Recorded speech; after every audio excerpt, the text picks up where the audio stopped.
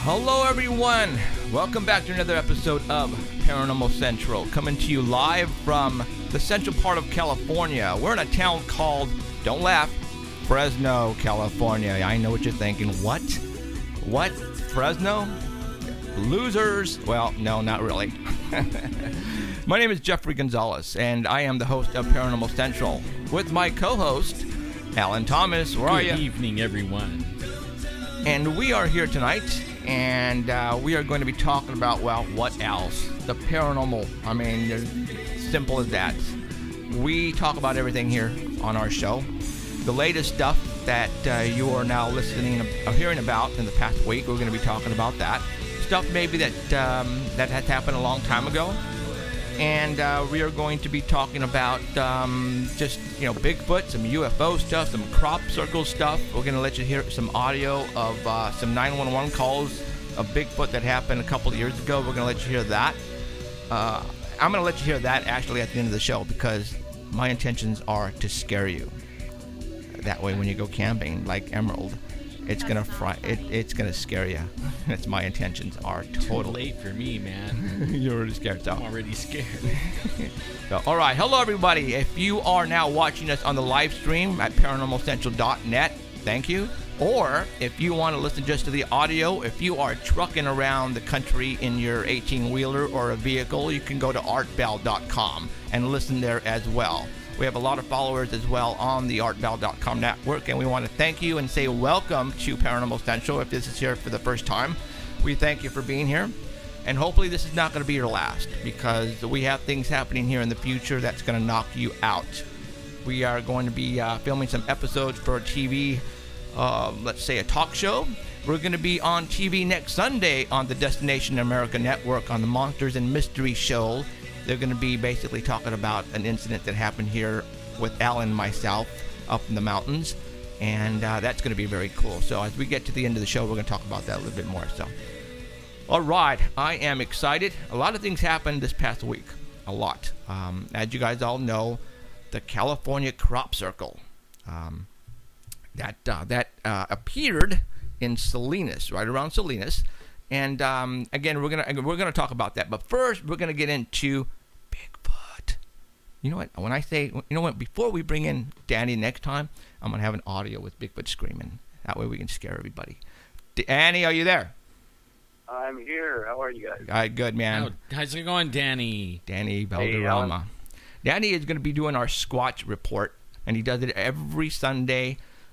Before we have Danny, though, we have somebody on the East Coast. His name is Ken Pfeiffer, and he is from MUFON, and he introduces us to the latest UFO sightings for the past week, or if there hasn't been that many, then he goes back to the archive and gives us the best ones. Well, he was out of town. He did send me some stuff, but I'm not going to really go into his stuff at all.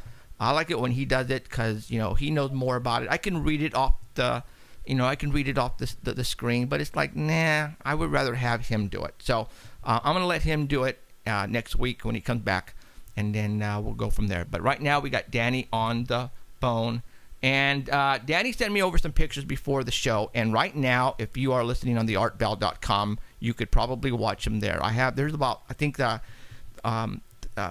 Keith, the webmaster at artbell.com, have like 5 different files set up. And what we're going to do is right now we're going to talk about the Bigfoot stuff. So, Danny, what do you want to talk about first as far as the update on Jeff Meldrum? Jeff Meldrum. Okay, and that's not involved in any pictures at all. So let's just go ahead and just listen to Danny. Go, Danny, what's going on with Jeff? He's the Idaho State professor who is taking up Bigfooting after seeing some compelling footprints himself. So he had signed a non-disclosure agreement after somebody had reported that he had his own experience out in Alberta, Canada.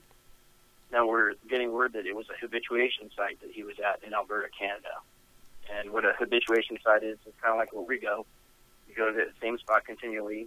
You get the wildlife used to your being there, and they'll come forward with more evidence for you. Okay. Kind of like Jane Goodall does with her apes and all that stuff, where she became a part of their family. Right. I'm not comparing the Bigfooters to Jane Goodall, but it's kind of like the same thing. Where you Okay. go to the same spot so they can get used to you being there all the time. Now, Jeff Meldrum has been involved in the Bigfoot investigating because he's was he anthropologist? What is he? I don't know. I know he does I the don't- feet. And I know he's a university professor. I'm not sure exactly what in, but he has never had an actual Bigfoot encounter, has he? Until He's had rock throwing and stuff okay, in Canada, but but that's not an actual sighting. Okay. This one could be a sighting. but Is that like where you're talking about that cabin? Is that where the habituation site is? You Yeah, think? it's in Canada, and apparently Les Stroud and Meldrum and John Bindernagel and a fellow by the name of Todd Standing, who doesn't have a really good reputation in the Bigfoot world. He was on an episode of Finding Bigfoot, and they kind of labeled him as a hoaxer. They didn't really believe his story that he had on there about a year ago. But this all could be the reason why he's probably signed the NDA. Is probably this could be an episode of the Survivor Man that's coming up, because Les Stroud is doing an episode about Bigfoot on the Survivor Man. oh, I see. I get it. They So, were all present. So oh, that makes sense. So that's okay. probably why they did that. Oh, got it. Okay, that's cool. So, all right. Well, Wait for that one to come out. now and there's no time frame on when that's supposed to get released. No, they're all pretty quiet about this. It's just slowly leaking out, so we'll just have to wait. Okay, so it's not it's an actual visual sighting, or I guess we have not that much information on it then. No, but I heard it could be a Class A sighting, which is a visual sighting. Visual, awesome. Okay, sweet. I guess we're just gonna have to The wait. next one is the notorious hoaxer for the Bigfoot world. And you know what? Let's go ahead and talk and tell his name, and this is why. What Danny is going to talk about right now is, you guys all remember the Tom Biscardi fiasco that happened, 5 years ago, 6 years ago? The Bigfoot in the freezer hoax that got everybody, and I mean everybody. I was so excited when I heard that there was possibly a Bigfoot in the freezer, and all the media was talking about it. I'm talking about Fox, MSNBC, CNN, ABC, NBC. Everybody was running it. Everybody was running it, and they had Tom Biscardi on there. He was swearing up and down that it was legit, and everybody was so excited. And guess what happened? It was a fake. What was it? A costume in a freezer with with guts and stuff from another animal. Well, guess what, you guys? The person that was involved, one of the people that were involved in this, his name is Rick Dyer, is also involved in this one, and that's why I want to say his name, because what's blowing me away is that the media is running with this again. And if they would have done their homework and said, okay, who is this guy, Rick Dyer? Let's type him into Google. They would have known he would have been affiliated with the Tom Biscardi thing. They would have just dropped it right there. But that's not the case. He said he would do it again at that time. He said he would hoax another one at that time. Okay, Yeah, well, you know what? That's right. He did. did he really? Yeah, he Oh my promised God! he would. Well, then he's doing it right now, and then Yeah. the guys and the media in San Antonio are actually running with this, and then people are also talking about it, and they're putting up the pictures. Well, you know, we're going to talk about it right now because hopefully this is going to be the first and the last time we're going to talk about this, because the guy is just a hoaxer. He is. I mean, yeah. Okay. Well, what I'm going to do right now. Yeah, he claims to have shot a Bigfoot that he saw eating ribs outside of his tent while he was camping in Texas. Yeah. Okay. So he exited his tent and shot it. And his story has changed many times. He even said that the feds came and took the body from him. Wait. Now all of a sudden he's got it back. Didn't he just make a video? He just made a video on YouTube like about 2 months ago, and he was like almost crying in his car, and he was taping himself that, oh, guess what, guys? I'm so sorry, but you know the government just came and took the body away. And then yes, and then all of a sudden now he's driving around in a brand new vehicle with a brand new trailer, and it's stickered out with "Come and see the Bigfoot." And isn't he charging people for this? I don't know if he's charging any, but he has a video of people going up to the truck and taking a look inside and having their reaction shown. Oh my God! There's Okay. no testing or no touching or anything like that. I think he has a glass placed over it, so you can't really look at it or anything. Okay.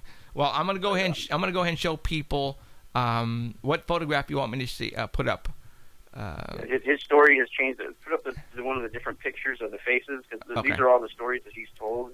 At the beginning, he put up he released some pictures of what he said the thing looked like. Right. And now the thing in the back of his truck looks nothing like the pictures that he released earlier.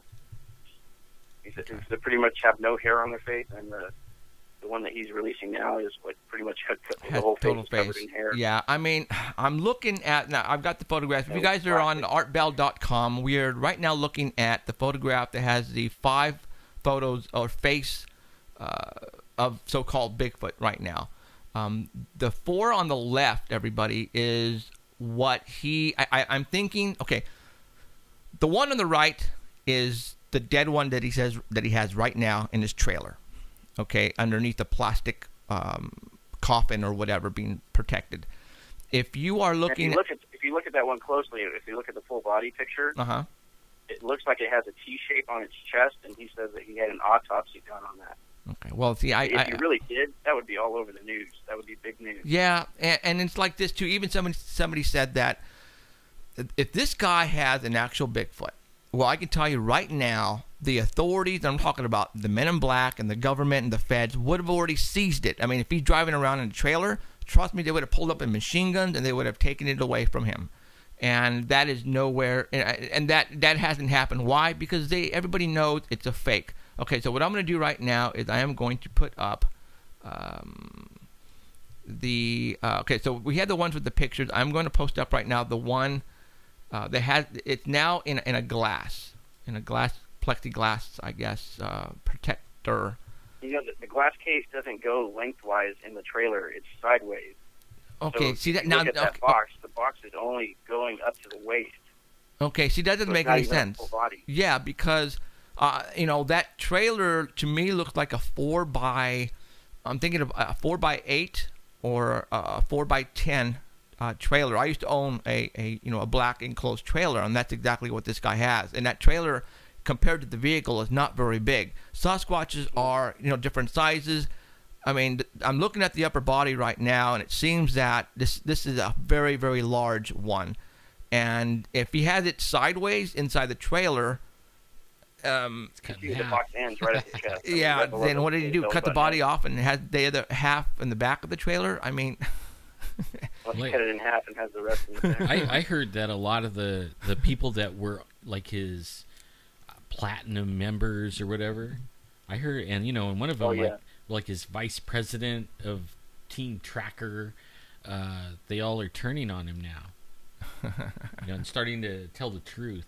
Okay, the other one, I'm posting one right now on our live stream channel, and on the Art Bell, it's the one with his face right next to the head.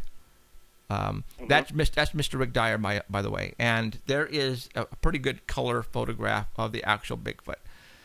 I don't know what to tell you guys. I mean, plastic one. Yeah, I mean, come on, that's nothing like his pictures. Like everyone was saying they saw.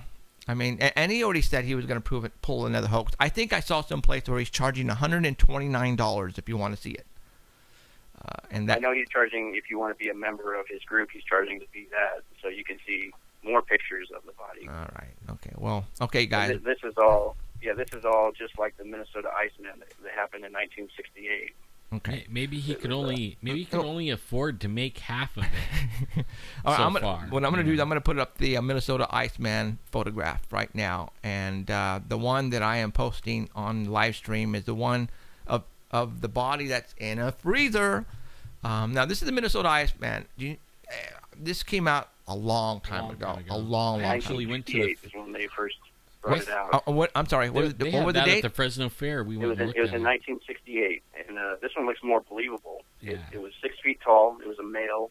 His hair, had large hands, large feet, dark brown fur, was 3 to 4 inches long. And this guy claims that he shot it while hunting. He said he saw 3 of them, and this one was running at him. So he shot it in the eye and shot it in the arm.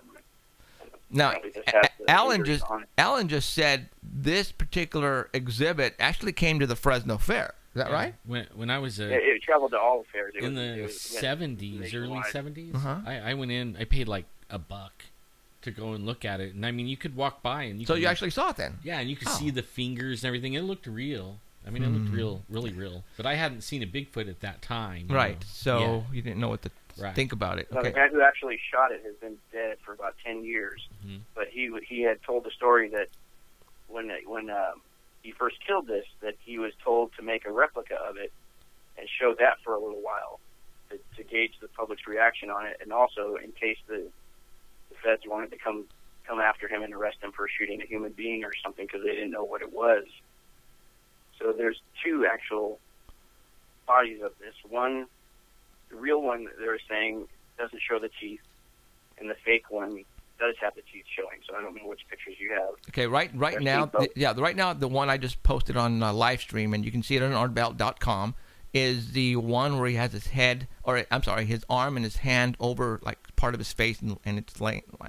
And the one that doesn't have his teeth showing is supposed to be the real one, and the one that has teeth showing is the fake one. Oh, okay. So apparently the Smithsonian and the FBI did investigate this, and they both concluded that it was a fake plastic and fake hair. Really? It was on the body, but they said that they saw the fake one, not the real one. So who knows? This kind of thing that Rick Dyer's been pulling has been going on for a while. So maybe Rick Dyer will say that this is the fake body. Okay. The replica body. Right. Has the real one. Okay. So the one with the teeth is the real one? It's the fake one. The fake one. Okay. So now I'm showing the one with the teeth right now, and that's the fake, according. So, if I were to accidentally shoot a Bigfoot because it would be attacking me, I first thing would not call anybody on the cell phone. Because self-defense, you'd be protecting yourself. Yeah, cell phones right now are being monitored by everybody. I mean, and especially us. I have plans already set in place, and Ellen and I and our associates who investigate Bigfoot have plans in case something like this ever happens to us, because we are in an area where these, and I don't want to say creatures, these people are located, and we don't know if we are fearing our lives for some reason, if this thing is going to attack us, or plural, many of them, then we are going to stand up and we're going to fight, and if we have to shoot to kill, then we're going to shoot to kill. No ifs, ands, or buts. Okay. Yeah, but we're not out there hunting them down. No, we will defend ourselves. Absolutely. Just like if you're out there in the woods and you have a gun and a bear is, thinks that you're going to attack its cubs and it comes after you, well, of course we're going to defend ourselves, and that bear is going down. So they've given us all the reason, like when we went to retrieve the truck, they had logs in the road. I mean, like a big giant log. Was that to keep us out? Right? Yeah. And then we're in there one day and the thing was coming at us roaring. Right? Was that to scare us off? I mean, so, we have every reason to believe that maybe they don't want us there. True. You had the bear that jumped right down in the road right in front of you. Yeah. That was a sneaky yeah. And we were like, yeah, that's right. I mean, that was kind of cool. So you never know when something like this is going to happen. Do you remember, hey, Danny, do you remember when we were walking down, and Alan, we were walking down the first time when we got the roars? You remember hearing the stick breaking? Yeah. Do you remember? Mm-hmm. Remember that, Danny? I don't remember. No. They were like really close to us. Oh, too. It snapped. It went like within like 20 feet. And I looked at that point in time, actually, I should have ran up that hill because it was probably right on the other side running. Oh, and I kicked myself in the butt for not doing that because I don't want to say terrified, I was stunned to hear that. Okay, and I didn't know what to think, but it was right there. Yeah. It was right there. And we all had cameras. We could have got a shot if they let themselves be seen. And you have a good idea, Danny, is because when you go out there, you have that GoPro on your hat, right? Mm-hmm. And we should have, each one of us should have one, because if I would have been smart enough, and if I would have ran up that hill and just as I would have been coming over and looking, then that GoPro camera will be actually videotaping everywhere I'm looking. I would not have to, get my camera out, zoom in on it, and then by that time, who knows where it would have gone. So I think that's a yes, and I think that's it's an HD as well, right? Your GoPro, yeah. So that's movie quality, man. And I think I'm going to do that. I'm going to aim mine backwards. Oh yeah, because I think he's sneaking up on me all the time. So I'm going to do that. I'm going to go get a GoPro, which I should have done a long time ago. I have everything else in the book, but with I need to, like you, put one on the head, because if I'm going to go running, I want to film what I'm running after, without having to aim with my hand and stop and aim. No, screw that. I think I'm going to go do that. So okay, and you know what? I think it's time for us to go back up there. Yeah, it really is. It's been a while. Let me find out if I'm working this weekend, and if not, Danny, are you available Sunday? Yeah. All right. Okay. Let me find out. I'll find out tomorrow, and then if not, if everything's cool, we'll head up on. We got to go out to Zedeker anyways. It's still pretty good up there because we haven't had much of a winter. Right. Exactly. Pretty much summer here. Yeah, and those gates are closed, so we're gonna have to walk in. So, but hey, we did that last time. Guess what happened? So. Yep. Good stuff. Good stuff, though. All right, let's talk about this tree monster thing. Yeah, I don't know what that is. This was posted by Shane Corson, who found this picture on a hunting website.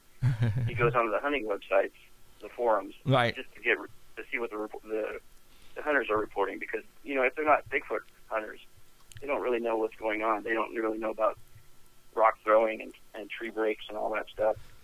So if they find something weird that they have no reason for it to be out there, they post it on here. Right. Reading all those. And I'm thinking that's not a tree monster. I think it's just some fungus, some fungi of some type. No, actually, it's deer legs. They're attached. It's what? What he found here was they're actual deer legs stuck on the tree. Whoa!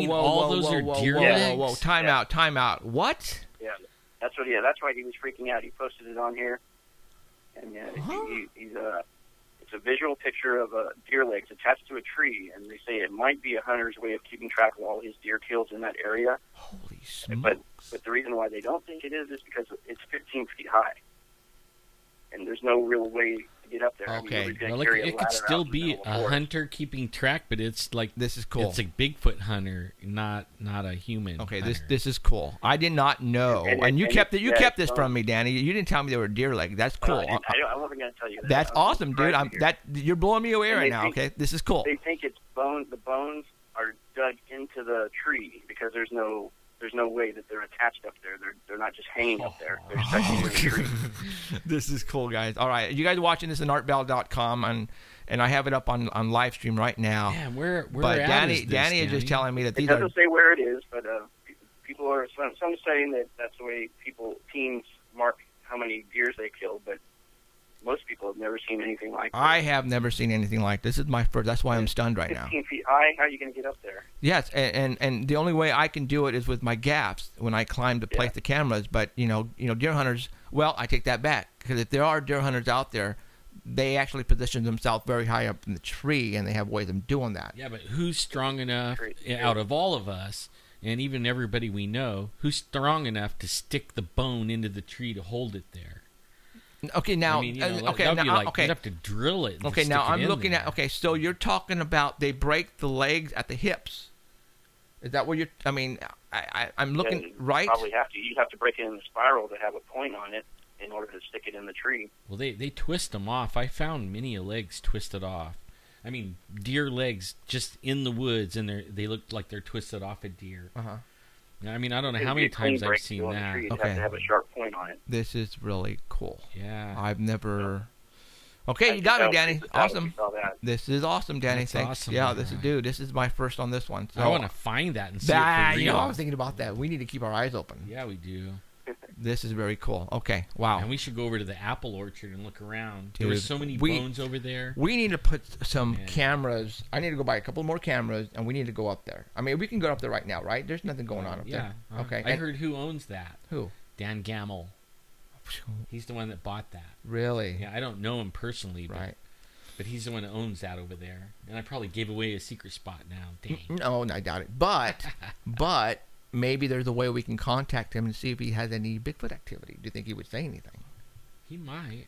Mr. Dan Gamble. And for all those who don't know who Mr. Dan Gamble is, he owns the biggest RV sales building and sells RVs and everything you want on a camper here in Fresno, California. The guy's very wealthy. Up and down the valley, really. Yeah. Wow. So, okay. Again, this is very cool. I've never seen anything like this. And if you guys want to see it, you can see it right now on live stream on paranormalcentral.net or artbell.com. And it is called Tree Monster because that's what I thought it was. And Danny told me until right now I am looking at a bunch of deer legs into a tree. And he got me. And that's good because I am blown away. This is awesome. All right. That's very cool. I don't know what to say. I don't know what to say about it. I don't think it's human because you'd have to be a real sicko kind of guy to go and do that. I don't know what to say. Well, now let's take this. Okay, now, hey, if it was, let's just say, if it was a person doing this, don't you think other animals like bears would have taken these off the tree already? Unless a Bigfoot did place this and left it scent, the other animals are not going to touch this. That's an interesting thought. And then how many people do you know shot that many deer? I mean, I know a lot of hunters, and I mean, they have trophies in their house, and they may have like 10 deer trophies, and maybe in their whole lifetime shot maybe 12. But how many legs are right there, man? That's a lot. That's a lot of deer. That's like more than one hunter, human hunter. Right. And what really got me too is critters. Bears or any other type of, bobcats or anything like that would have taken these off a long time ago. Porcupines, they eat the tops of the trees, of the pine trees. And they're still there. And they also wear their teeth down on the front by eating bones. Okay. So, I mean, that right there would have already been gone. Like, to me, eaten up by a porcupine. Yeah, to me, it's telling me there's something else going on here that there's got to be a reason why no other animal has touched this. Pretty creepy. Yep, Yeah, pretty creepy. Very cool and creepy. All right. All right, what else we got? That it? I think that's it. Awesome. But that got me right there. That got me thinking big time. Gee, that's cool. Man, next time we're in the area, I'm going to be looking really yeah, good. big time, man. I tell you, that's cool. So, all right, Danny. I know there's an apple tree out there. Huh? There's an apple tree out there that we left. Oh, yeah. But no bones. Oh, yeah. Remember when you left all those apples on the tree? We got to go back down there, too. So, yeah, we need to go. That's actually, we have to wait until the gate's open to go down there. But that's way in there. That's too far for Alan to drive. Yeah. Too far for me. Yeah, too far for him. So. But I could stay like halfway, and you guys could keep walking. Yeah, because we'll never see we'll never see you again. You might get kidnapped and raped or something. No way, man! I'll leave your gun with me. Waiting for you. If you hear shooting, you better run. All right, Danny. All right. Thank you, bud. And I will call you tomorrow and let you know if next week is a go. Okay. Okay. All right. See you later, Danny. Keep me updated. Take care. See you guys. See ya. Okay, guys, that's awesome. Dude, okay, that was cool, dude. God. Okay, what we're gonna do now is hold on, Emerald. What happened on New Year's Day, and it made the media, actually, guys, everybody. And this was a UFO sightings all over California, and there was 3 specific areas. We're talking about Southern California, which is LA, Sacramento, and Stockton. People were reporting giant orbs. Or single, a couple of them were maybe 2 or 3, but most of them were just 1, and they were hovering very low, and all of a sudden they took off really fast. They just like that. Stop it! And guess what happened here in Fresno, guys? One of our Facebook followers, Tony, actually a friend of hers was outside. And she called her, told her there was an orange orb object outside, and she ran outside with her cell phone and took a couple of photographs. So I want to say now that Fresno is included in those 3 other city sightings, and we have photographs. And we're going to get Tony on the phone right now because she is going to tell us about that and verify everything. So we're going to, Emerald is trying to contact When I saw them. that picture, I have friends in Sacramento that have exactly identical that picture. Okay. And it's on my Facebook that where they posted it, or they posted on their Facebook, right? And I mean, it's identical color, everything. Wow. Okay. And I thought you were gonna showing somebody those else's. pictures. No, man, yeah. This is Tony. Tony, as soon as she took these the day after, she actually posted them on my Facebook wall. So everybody who said this is BS, you can go to my Facebook wall on New Year's Day, and they are there. Go ahead and put her on. Hey, Tony. Yes. Hey, how's it going? I'm good. How are you? Very good, thanks. Hi, Tony. All right, can you hear us all right? I'm hearing you very low, but okay, I can hear you now. Okay. Can you hear me? Can you hear us now? Yeah. All right, awesome. Cool. All right. Okay, tell us what happened here on this was on New Year's Day. So was this like right after midnight, right after New Year's? Yes. I was in the house with the family, and we just had already said Happy New Year, and a family member went outside to have a cigarette, and I guess he had noticed this object up in the sky, you know, and then he came in and said, I've been watching this thing for 5 minutes outside. You might want to come out here and look at this. So I went outside and took my phone, and sure enough, this thing was a bright, orangey, glowing thing that was hovering over the house, and it was moving back and forth from west to east, just back and forth. And the street that we live on is completely dark. There are no street lights or anything like that, so we could see stars really well. And Well, it this, looks like this, your object was really bright. Did your flash go off? No noise, and I got my camera out and I started to click pictures. And I clicked the picture. The thing was coming down over the house closer and closer until I, took this zoom shot in. So there was only one then, right? One that I could see. Okay. Now, how long were you able to witness this? I watched it for a good 4 to 5 minutes. Okay. Then what did it do after, when it took off? What exactly did it do?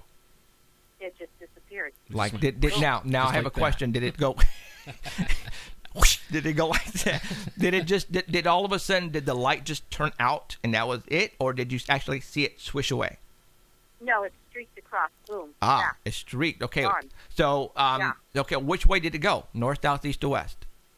It looked like it was going south. Okay. So all right. Now, about what time was this exactly? I mean, and roughly, was it like at 12:15 a.m. in the morning, or?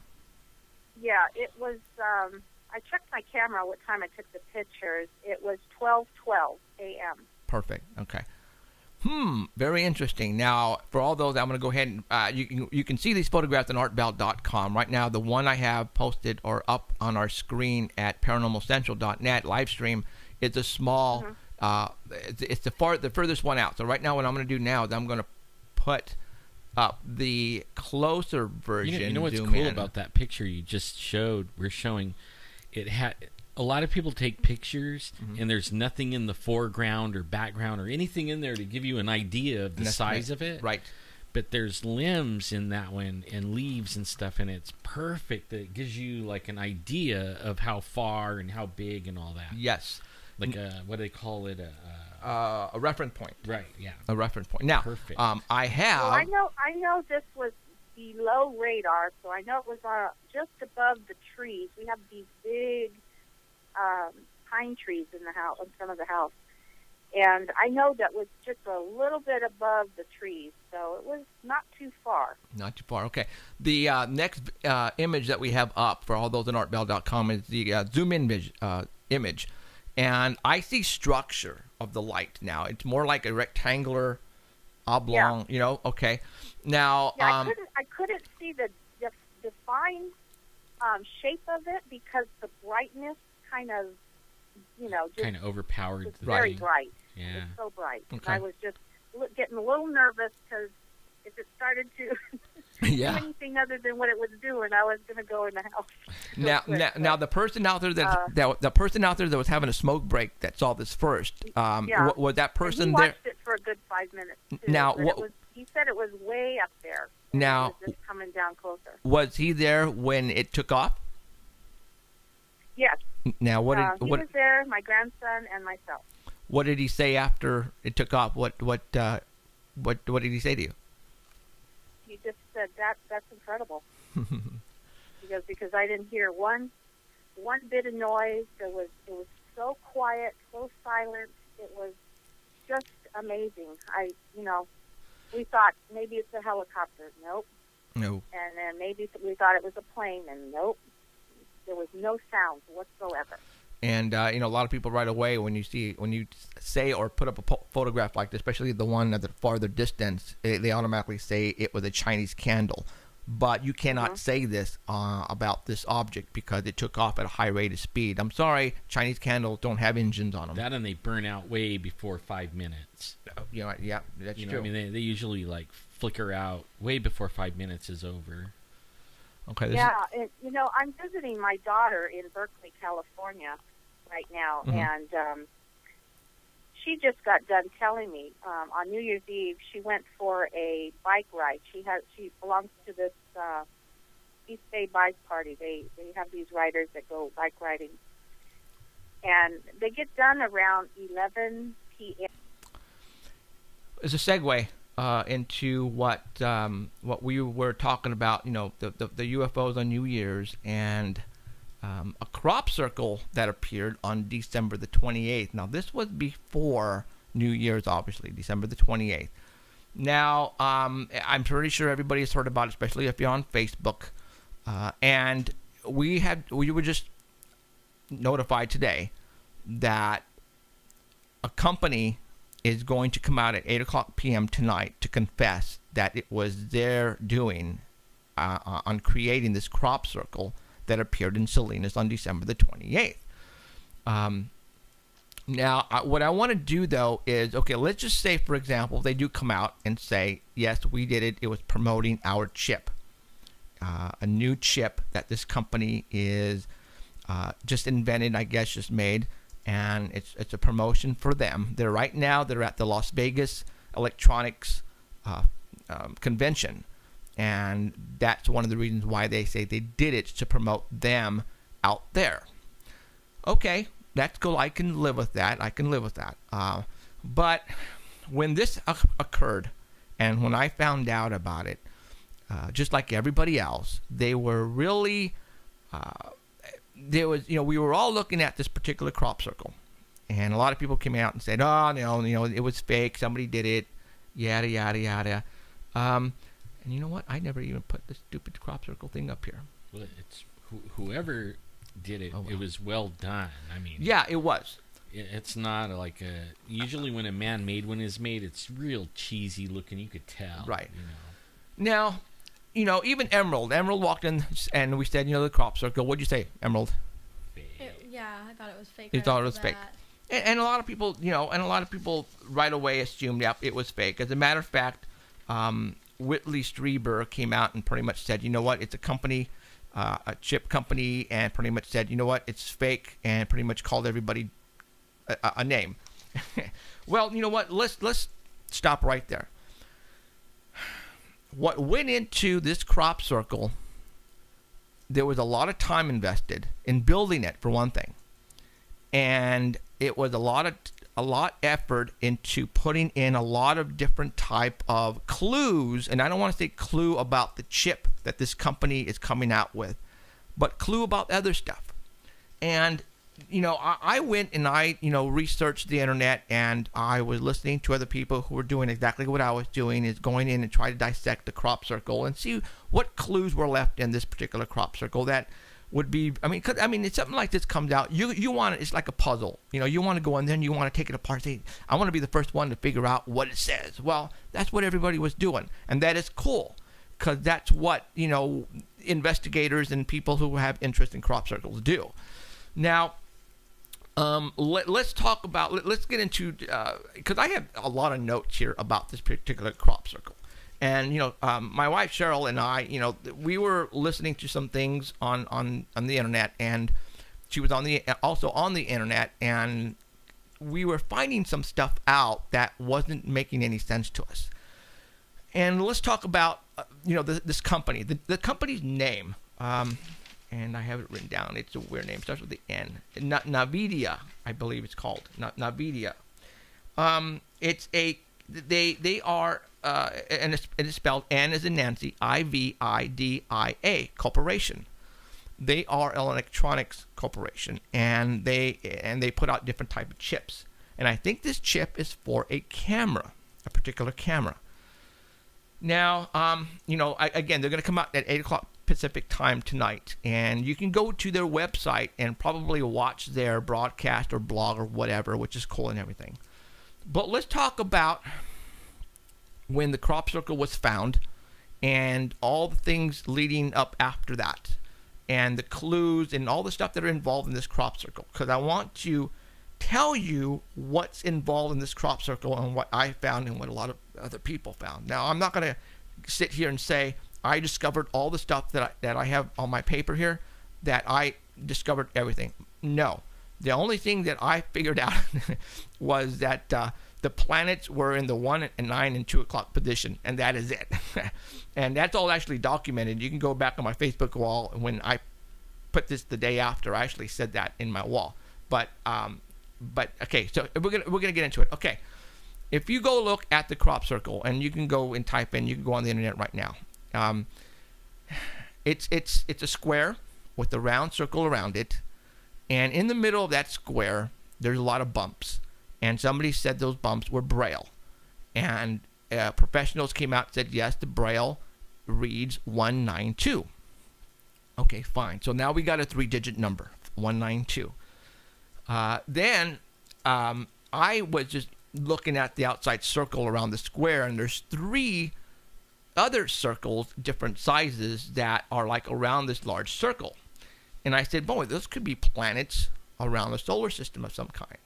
And Michael Gibson on our Facebook wall decided to take it upon himself and to go and see if, and then that's when I said, wait a minute, each round circle is at a different position on the clock, 1, a 2 o'clock, and a 9 o'clock. And that also signifies the 3-digit number 192. Well, he decided upon himself to go and see down in the future where these planets would align themselves on what date.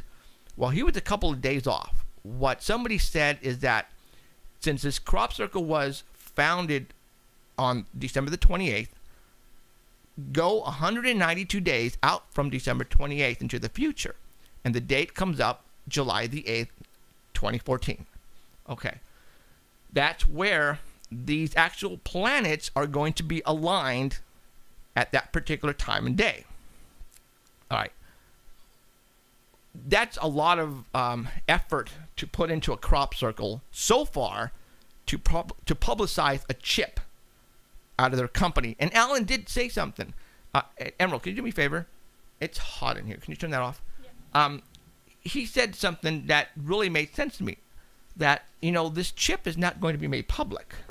Or is it? No, it's to an IR camera. Right. That only has business applications or like military or something like that. Okay. Not for the public. It isn't even out.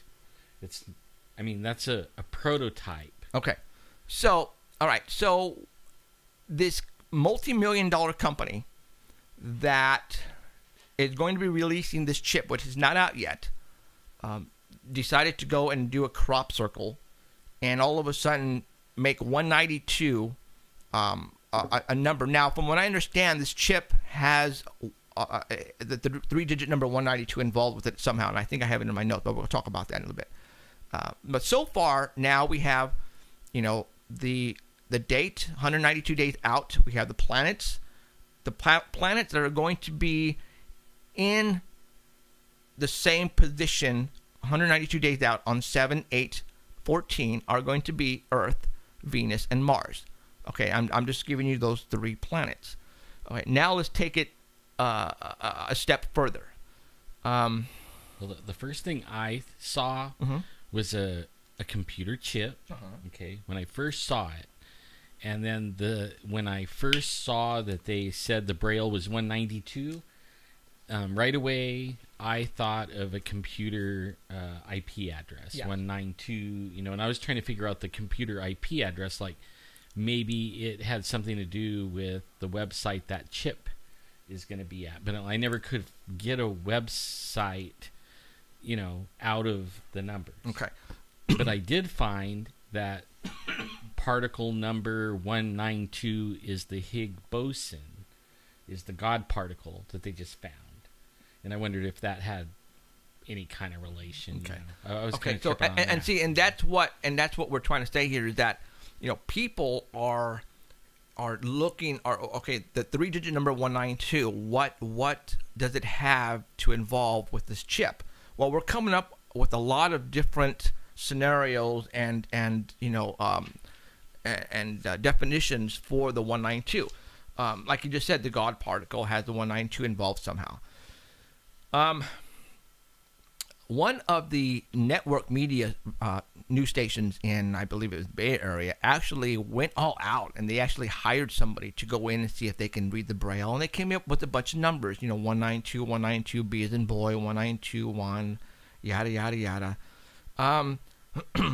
Now, they also found around the outskirts of the Braille, there was also some more letters that were also found, and those letters were E, T, E period, T period, the letter B, and that, you know, just the letter B, but also the 4 letters of I-S-O-N, Ison.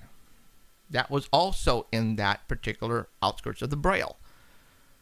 So E-T-B Ison, all right, that was involved. Now, so does that say that Ison is ETs? Well, is that what it's, okay. It B's a ET, kind of like in... Okay, well, that's the... Yeah, I don't know. Talk? ET-B Ison, hey. Okay.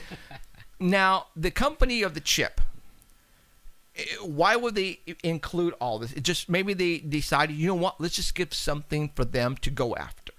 And that could be very well be the case. Like a puzzle that doesn't have an answer. Yeah, and then let's really fake everybody out, or let's throw stuff in there. Well, you know, to think about the 192 days out, to put the planets in the certain, that took a lot of thinking, all right? That just didn't happen. A guy didn't sit down with a notebook in front of the TV and decide to do this. It took a lot of people, probably around a large table, to come up with different types of ideas if this was the case, okay? For a chip that wasn't going to be released publicly, and maybe they wanted to keep it top secret. Now, continue. 192. There is also, somebody says that there is a comet that was discovered in 2007, of April the 14th, that was named 192. All right, an actual comet, and it's actually in the it's actually in our solar system, and I think somebody said Mars, Jupiter, right around that area. And it's and they're saying that, but it has no. They're not saying it's coming this way or anything like that. But there is a comet named 192. All right. So I heard that, you know, like for example, the Nibiru, or let's just say Planet X, or that there is a planet out there in our solar system. And the only way you can see it is by heat-sensitive cameras, and it's the only way you can actually pick it up. Now, so maybe only by a chip like that. Maybe only like a chip like that. Ooh, that's interesting. Okay, so now let's just take it even further. Now, am I saying this crop circle was put there by a extraterrestrial? No, I'm not. But what we're doing is we're giving you all the stuff that we found out that's included in this crop circle. All of the, what everybody has found. Yeah, so far pertains to 192 and all that. Okay. Now, I also heard that this crop circle was built on a barley crop, and it's leasing. They're actually the people who are leasing this particular area from the company who is growing this barley crop is actually Monsanto, and that's a fact. Is that why they bulldozed it like in one day? Well, okay, now let's continue on. All right. Okay. Monsanto is growing barley. Barley. I'm sorry, barley. Gosh dang it. Okay. Brawley. I keep saying Brawley because that's a town in L.A. that way. But anyways, okay, barley. And then 192. If you go and type in 192 and there's a new what's the word I'm looking for? Not a chemical, but it's called iridium. Iridium. It's a new.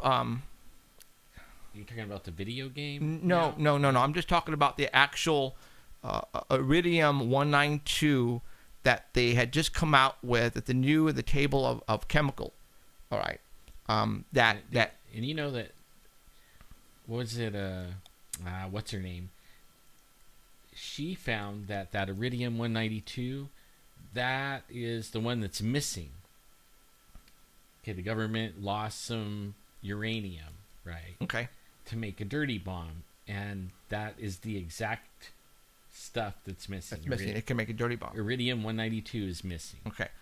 So I mean that's another thing that kind of connects in right there. And also to the Monsanto. Now, when the crop circle was discovered on December the 28th, the day after, security guards were placed immediately around the facility. Now, the owners of the property were not at home. They were on vacation away from California, very far distance. Now, security detail was placed around the area. And now we're trying to find out, okay, where did the security detail? The security detail, it's called Echelon Security. And the Echelon Security is out of Santa Clara, which is the Bay Area, Silicon Valley. Now, what people are saying, when they found the actual crop circle, the news people, everybody went out and started talking to all the neighbors. And people were saying, yeah, we saw people with ladders and ropes and all that kind of stuff. And right away, people were saying, okay, well, then that these people were the ones who made the crop circle. But then I also heard, and Alan also heard, that a crop circle of this magnitude with all the little details that are involved here should have taken several people around a week to put together. And we're talking day and night, okay, because there's so much detail involved. But the only problem is no one heard or saw anything prior to. The only time they heard and saw something was the night of December the 28th. They actually went, and a lot of people were saying that the neighbors were saying their dogs were barking like so weird and crazy that night that they had no reason to be barking because it's in the middle of nowhere, really. And then we found out that when the security detail arrived on the site, they had brought a ladder with them and some ropes. They were told, and we don't know by who, to take measurements really quick of the crop circle using ropes. And now I'm thinking, okay, wait a minute. And everybody's thinking the same way. Well, then this is probably where the news reports took it out of content, saying that there was a bunch of people with ropes and ladders, and this is what they used to make this. Well, what we found out is that the security detail had a large ladder, and which was on the telephone pole on the side of the street south of there, and ropes. And what they used this ladder for was to get higher up over to take photographs, aerial photographs on this high ladder. And the ropes that they were using to take measurements of the crop circle. And this is where I think the media took it out of content, saying that there was a lot of people who were out there, building all this. Well, I don't think that's the case. There was no bunch of people running around with ladders, and it was just a security detail right after this occurred on December the 28th. Now, who called the security detail? And especially Echelon Security. Was it this company, NVIDIA Corporation, who said they put it there? And why would there be the purpose? Also, too, we found out right afterward, somebody instructed them to come in and mow it down right away. Yep, right away. Right away. I mean, within 24 hours. It was, yeah. I mean, I was going to actually take a ride out there myself, but I had to work, or else that would have been out there. Somebody said also too, and this is from a higher source and with credibility, that a person who is involved in paranormal and crop circles went out there right away. The security detail was already there. The security detail would not allow them to get on the site, but the person had a Geiger counter for radiation, and it was digital. And he actually gave the security guard and said, could you please just go out there and place this in the field around there and see if the numbers increase. Well, on it had read, I think, 43.43, and as he got out further out into the crop and he placed it, it went up to 0.58. So it increased in the radiation side. Okay, so I don't know. You know, it increased from 0.43 to 0.58, and I will have to, you know, go and do more research and see if that is a high jump or is that natural in certain crops or whatever. I don't know, but there was a definite a big gap there of an increase of radiation possible. Now, maybe just Fukushima is making the increase in radiation. Who knows? Okay. See, I thought maybe that had something to do with Fukushima too. That's what I thought too. I thought that was somehow. First, you know, and it still might. I don't know. We don't know. Because I thought maybe it looked like the reactor. I even tried to line it up to the Fukushima reactor, because I've been seeing, like, I posted on my Facebook, all the starfish from Alaska all the way down to California are falling apart and dead. In one day, they're dying and falling apart, right? In one day. So, anybody that could hear me, don't eat any seafood. Nope. I would stop. Okay, I would stop big time. Now, if you look at the crop circle, and at the very bottom of the crop circle, there is and what looks to be like a bunch of people walking in a line, but a swervy line, like a large snake. People were saying it looks like a large snake, and you can see it at the bottom of the southern part of the crop circle, and the large head of the snake is like pointing towards the bigger round circle, and this round circle, I believe, is at 9 o'clock, which turns out to be Earth. And if you look at that swiggly line, that looks more to be like possibly a comet or a meteor coming into that particular solar system at that particular time. Now, ETB Ison. Okay. Now, you guys see where I'm going with this? If this is a company who decided to promote a chip, just one little chip, all right, that you cannot go to the store and buy for your camera or anything like that, and they went all out and did this, why? Why would they spend this much to do this? Now, especially if it's not going to be like a publicly bought thing, you know what I mean? Like something that we're going to want to go out and spend $5 on, or $500 or whatever it is. You know? I mean, we couldn't even do that ourselves anyways. You know what I mean? Like, who buys chips and puts it in a camera? Right. You? Right. No, exactly. Not me. So let's say, I'm just throwing this out, you guys. Let's say that whoever put this here, and again, I'm not saying it was E.T., all right? Let's just say somebody with great knowledge knew ahead of time about this chip and decided to use this chip and put it into this crop circle with all the other clues. And then the people in this company saw this crop circle and said, holy mackerel, that's our freaking chip. Let's use this for our advantage. Let's use this for I don't know who got the idea to put this crop circle, and somebody gave our secret away about this chip, but hey, let's use it for our advantage. Let's get a press release, and let's go out there in front of a podium and say, yes, we did it. It's our chip. Billions of people around the world are going to now hear this press conference about this particular chip. So now I'm again, I'm throwing this out at you. Could it be that they actually did this? Yes, it could very well be, but you have to think out of the box, and that's what I want. This is what I try to tell you guys here. just because it's there doesn't mean it's, you have to really pick it apart. Don't think it's factual because someone says it's factual. You need to do the research and figure out, wait a minute, there's way more to it than this. And that's what I'm thinking at this point in time. What you're doing is what everybody should be questioning everything. Absolutely. Like that. I mean, we should take anything at face value anymore. We should question every last single thing because they're lying on every last single thing pretty much. Just like the Fukushima thing. Everybody says, oh, nobody's talking about it. Hey, the crop circle, why would they do it? Is that for corporations and not for people? I mean, question everything. Now, everything. Now, check this out. This is what kind of hit me over the head.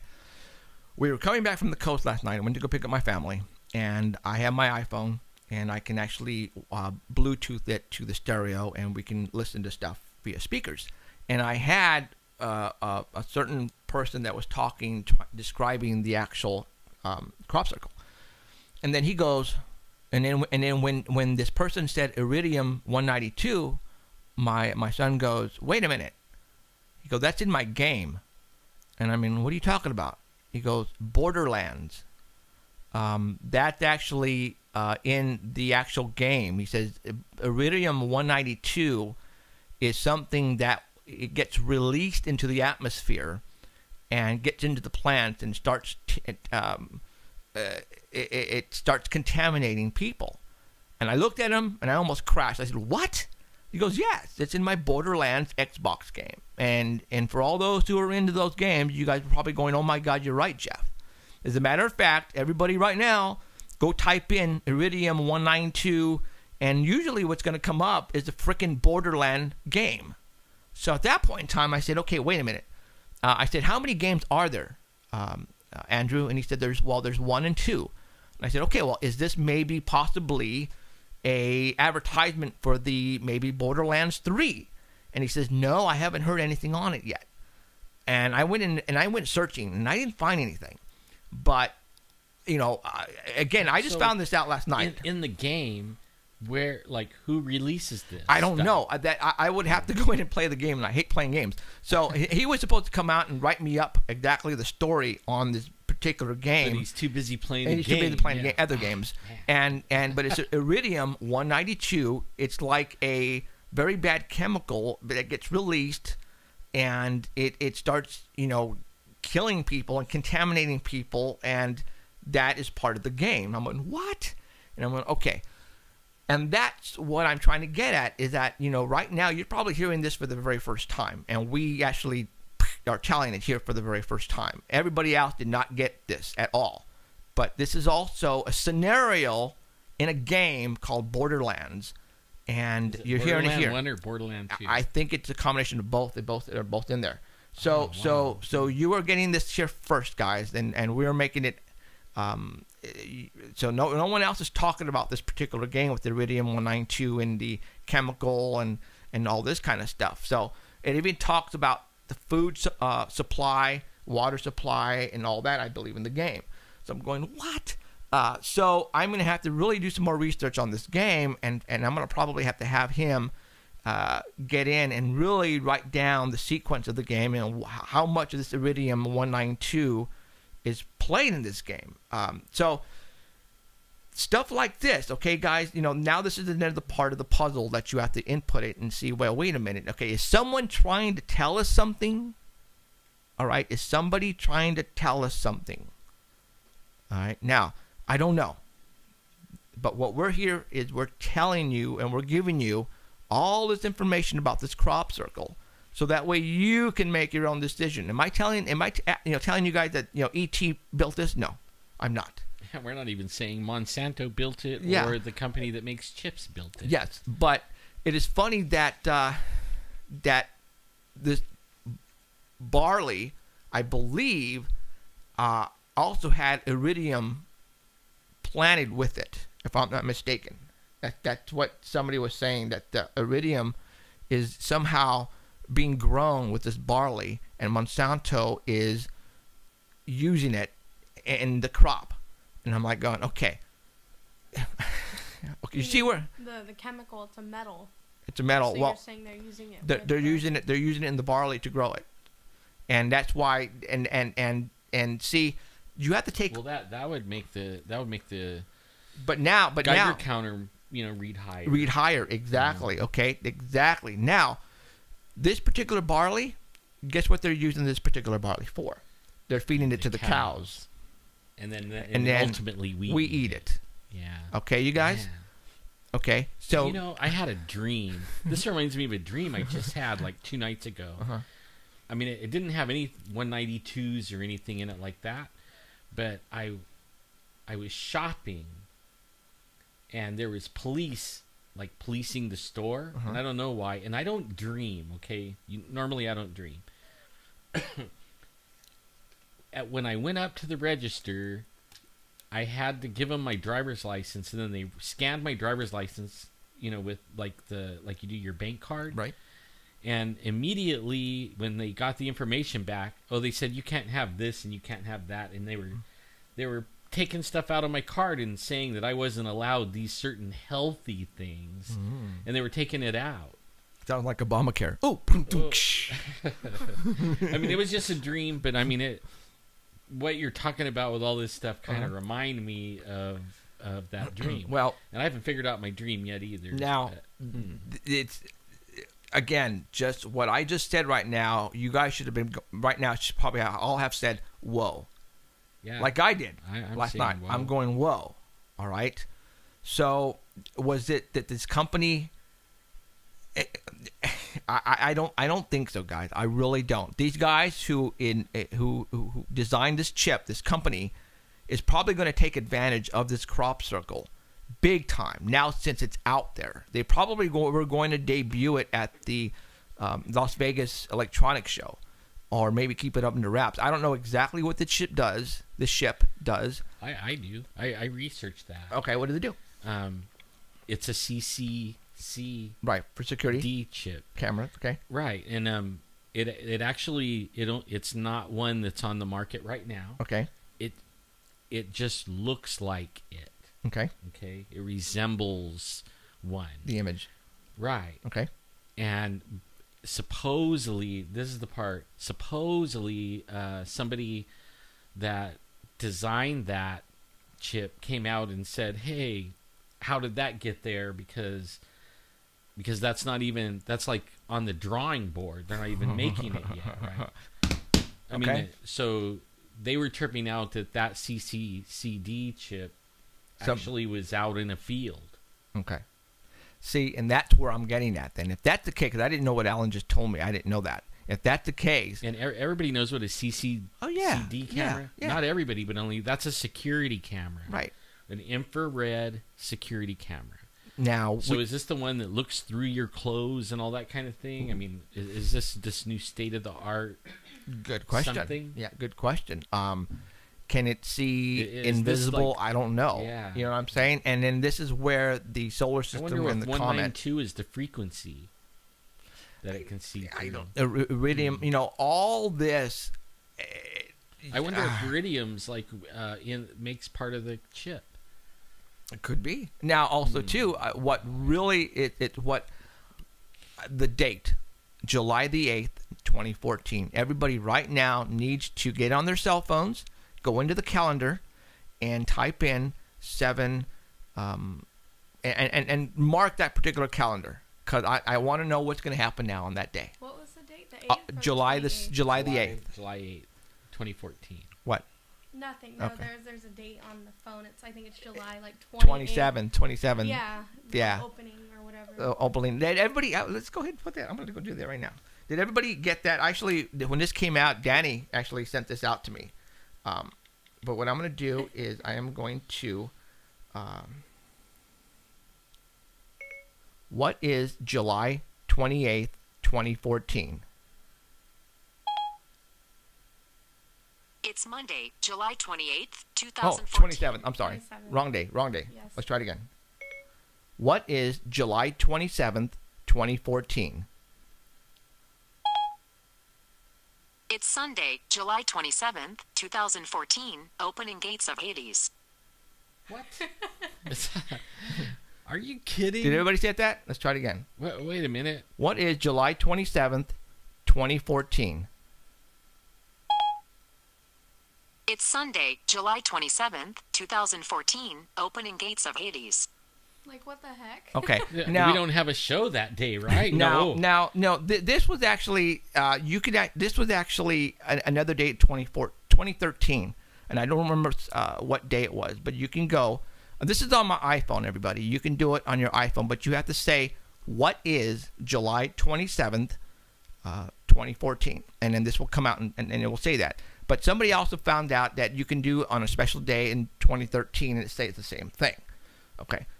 And what that is basically the opening gates of hell. It's another word of Hades, right? Right. Yeah. Okay. I heard it was like a sort of Eastern. I heard it was like a holiday. So Is it a holiday? I think so. I can. Which makes sense because if that's the case, but Like a Muslim holiday. Yeah. okay. But what's weird though is when it had What been a day to celebrate. when it be the same day though, like last year. I don't think it was. I think it would be like how Easter is. It's not always on the same date. But I don't think it was like in the same month. I don't remember. But Emerald, I don't know if you can Google it. See if you can find it for looking it up. 2014, Yeah. 2013. But but right away, is Danny. Is it in 2012 and 2011? It should be in every day or every year. Right, and You should be able actual to say Danny that. was the one that said maybe it's that same day, but no, it wasn't. I think it would have freaked me out big time if that would have landed on the same day, but it doesn't. The same month, but otherwise, so. Okay, I just wanted to throw that out there if you guys didn't catch that on my Facebook wall. It's the same month, but it's not the same day, right? So, Maybe we'll be able to see it with that.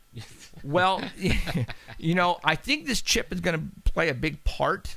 I think it's going to allow whatever is coming, and this is my theory, up in the solar system this way. This chip is going to be allow you to see it with, you know, you won't be able to see it with the naked eye. That's just my theory. Well, I know, like something, while I was researching these chips, these CCCD chips or CCCD chips.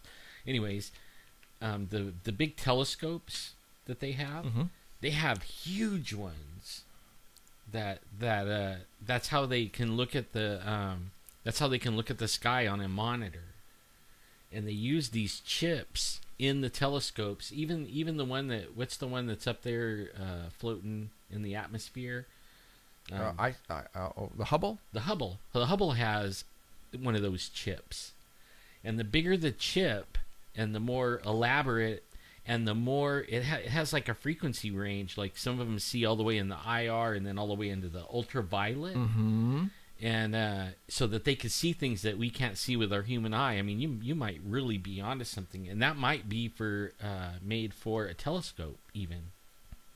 So I didn't know that about telescopes. I mean, it says it's the same thing as a camera, but I didn't know that they use the same kind. For a telescope, only bigger, like a lot bigger. Well, okay. Well, there is what we wanted to throw at you on this crop circle. Again, you know, is it man-made? I don't know. Was it put there by somebody else? I think it's a clue. I think it's a big clue. I don't think it was put there by this company, and it's pronounced NVIDIA. NVIDIA? Huh? NVIDIA. Okay, well, NVIDIA. NVIDIA. They make the graphics card that we use inside the NIVI? Yeah. No, that's NVIDIA. Yeah, NVIDIA.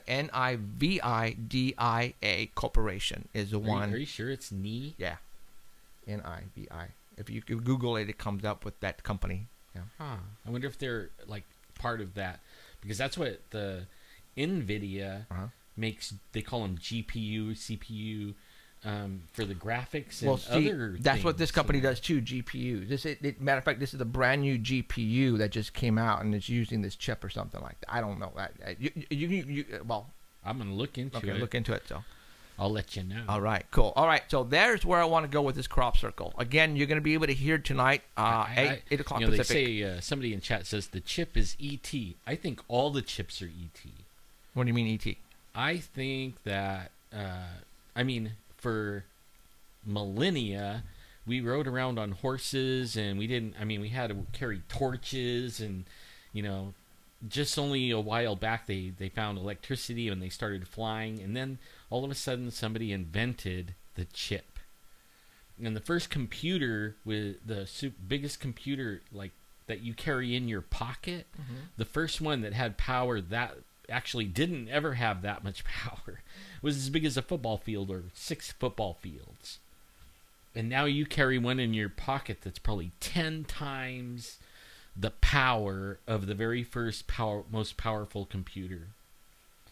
And I think all of that, the fiber optics, the silicate that they use to make the chips, the whole technology of that whole thing is ET. And I believe you are correct. I mean, I believe that we made a deal, or we back engineered, or something. And they're giving all these major corporations a little bit of ET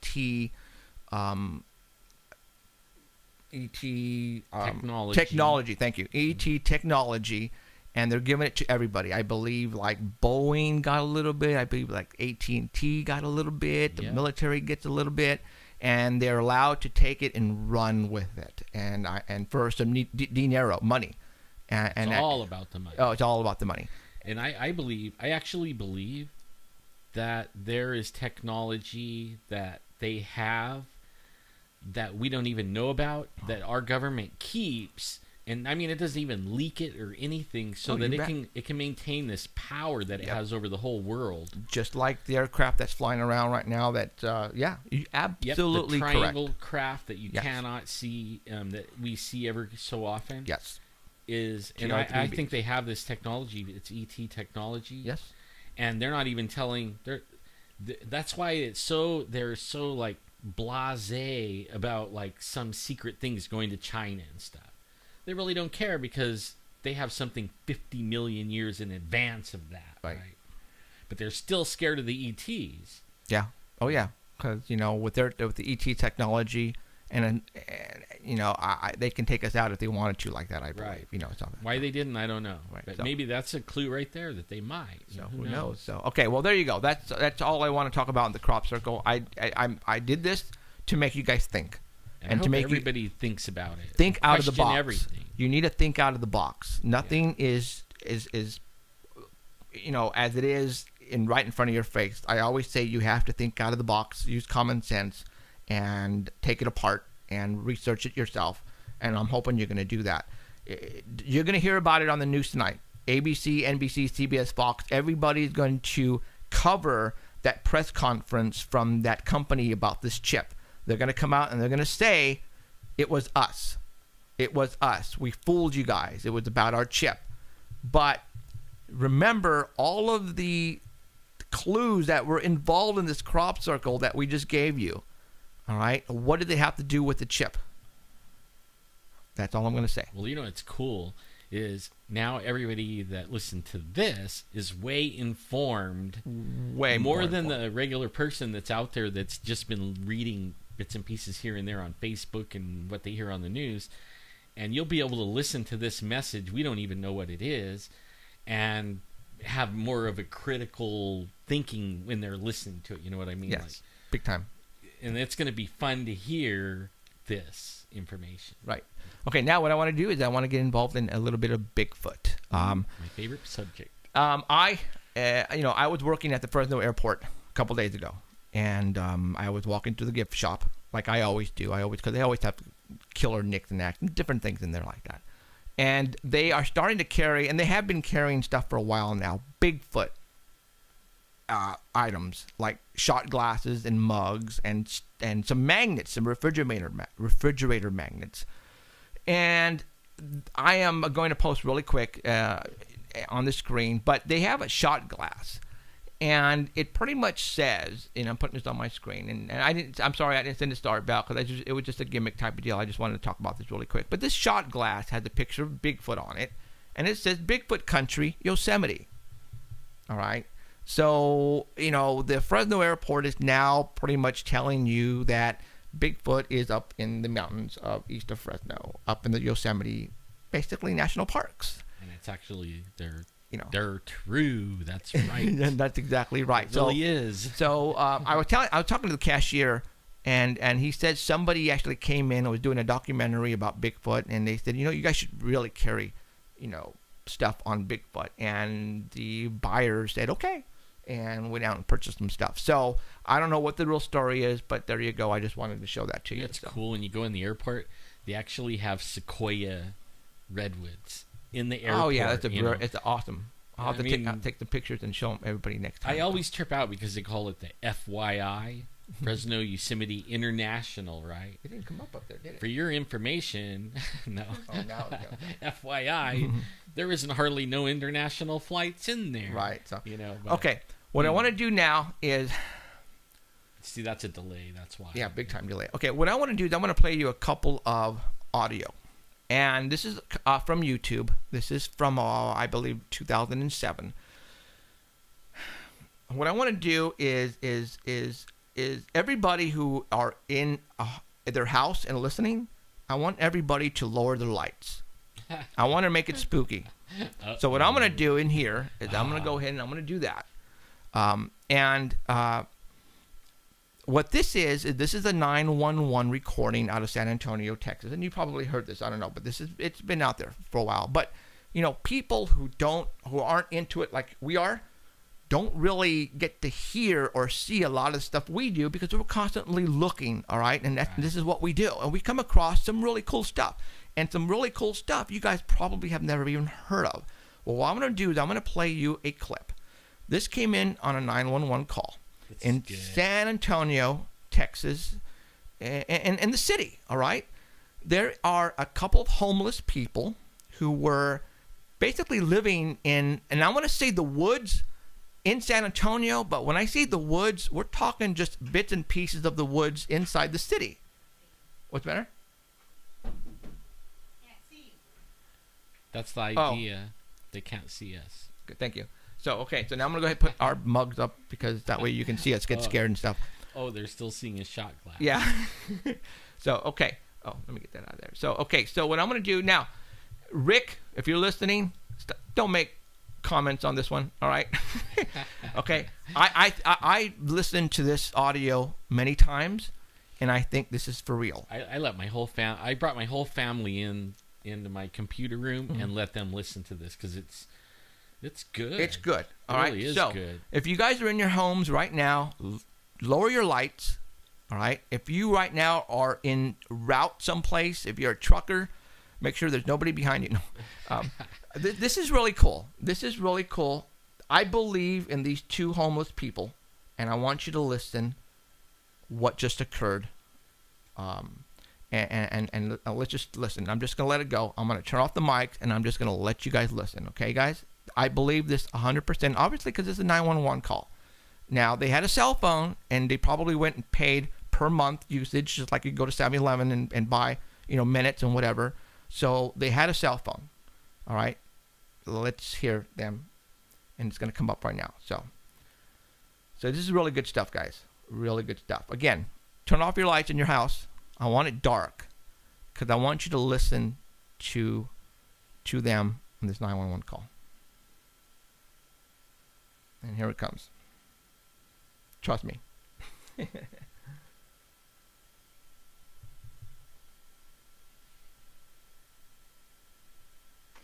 Antonio 911, do you need police, fire, or EMS? I'm not real sure, ma'am. I just watched the biggest it was a critter, but it smelled real bad. I'm a homeless female. I live right in the middle of the woods, around 151, just north of Claiborne, 1604 where the light is. This big thing was 75 feet away from me, smells awful, devoured a whole deer carcass, and then took off and, screamed, screeched, and took off across the street. And I know you guys are going to think I'm crazy, but I'm dead serious. There was something very big, a lot bigger than me, out here. So I just thought somebody should know. I really don't know what you can do about it. How long ago did this happen? This is, immediately. I don't know if animal control, I mean, it's Okay, huge. again, now tell me, where was it? This is at 151 and Calabria?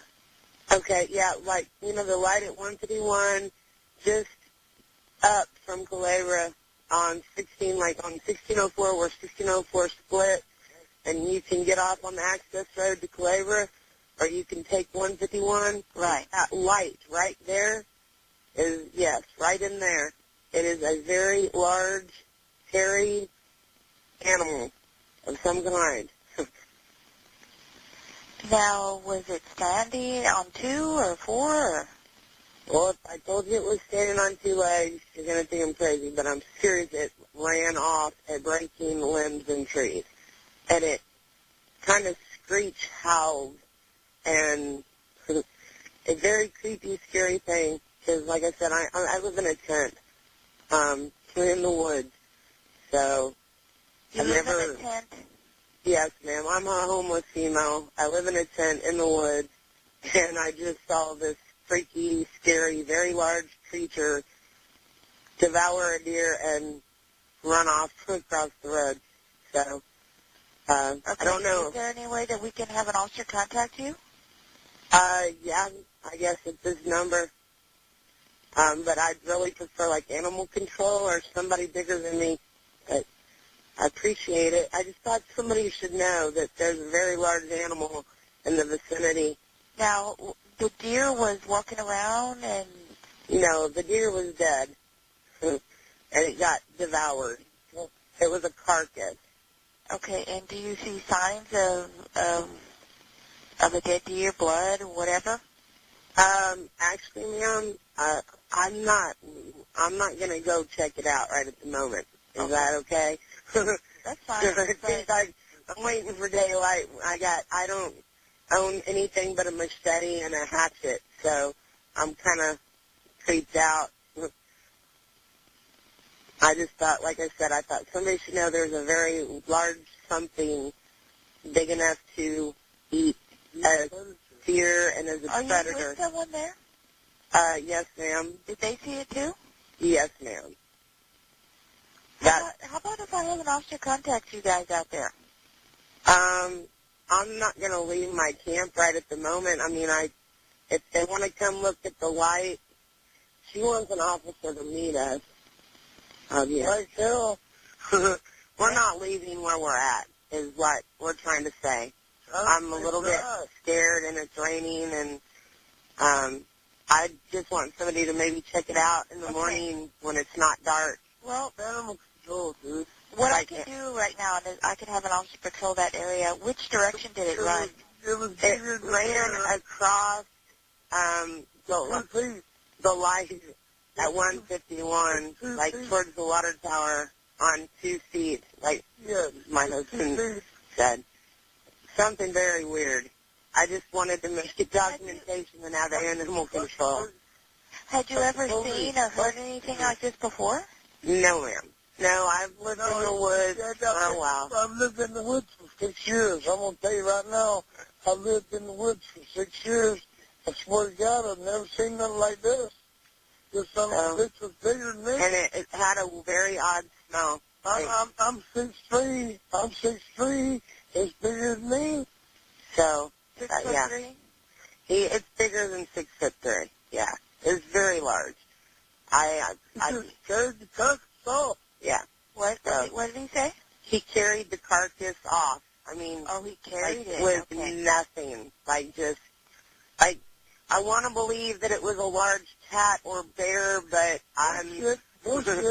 I'm thinking I'm not going to tell you what I think it is. What does he think it is? What do you think it is? Well, I tell you what, I don't know. I would be a liar if I said I thought I knew what it was, but I don't know. But I know it picked up that deer and walked with 2 feet. Yeah. It's a very large something that smells bad and is bigger than we are. So. Okay, so you saw it walk in which run or walk in which direction? Towards the light at 151 and 1604. It went towards the water tower. Went towards the water tower area. And it screeched howled, yelled. Yeah. When it went, when it worked up. I mean, my husband's a very large, nothing's ever scared him, ever. And, I mean, saw it too. We both saw it, so. I'm scared. You send some No type of clothing or? No, it was for, Okay. or as far as I can tell, I mean, it's a pretty light night out, because of the overcast. And we doused our fire, and I have a blanket thing hung up as a tapestry, and it saw it over the top of that, and when it ran, it cracked branches. Trees. Yes, large. Like the size of a grizzly bear. Imagine that. But on steroids with 2 feet. So, he had 2 feet, Mama. I know. I just know what. Okay. And did you, and what is your name? Jennifer. Yeah, it's raining now and we can't hear nothing outside, so it's kind of scary. Yeah. Okay. All right. We'll have an officer patrol that area and see what we can find.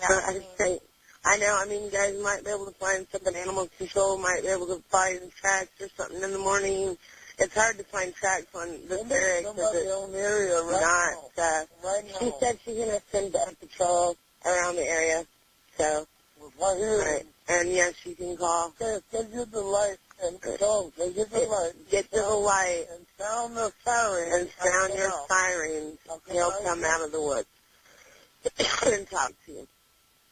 I'm scared to death, dude. And you guys have your tent set up at 151 in Culebra? I mean, not exactly, but yeah, I mean, it's in the area. Just go to the light and sound the siren, and we would hear you where we're at. And I'll come to you. At 151 and 1604, right? Yes, ma'am. Okay. All right. All right. Thank you. You're welcome.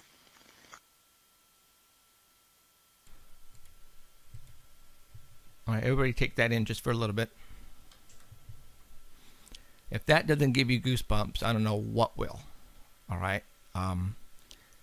Now, an audio clip like this, you have to. I've listened to this 5 times, and you know, for a homeless couple to call a police department, and they're probably illegally sleeping where they're not supposed to. She basically told the dispatcher she had a machete and a hatchet. Okay. You can tell she was pretty much, she was not flubbing her words. It didn't sound like they were on anything. She was a very smart girl. She was telling the dispatcher exactly what they witnessed. Now, you can tell the dispatcher was not laughing. She actually breathed a little bit like, okay, you know, and she was asking the right questions to me like she's heard this before. That's what it sounded. I mean, it sounded she was asking the correct questions. I've heard other 911 calls about UFOs, many of those, and where the dispatchers are laughing, right? They're really laughing. But for some reason, this dispatcher was not laughing and asking the right questions. And I'm listening to the married couple, and you can tell, you know, they were scared. There was no reason for them to call the dispatch. You know, they saw something. I believe it was a Bigfoot. I really do. I like the when you... Can you get an animal control out here? You know, and let's think about somebody big. Yeah, for some reason they knew a police officer wasn't going to cut it. All right, so they were asking for somebody with experience to handle a large animal. All right, and like I said, I listened to this over and over and over again.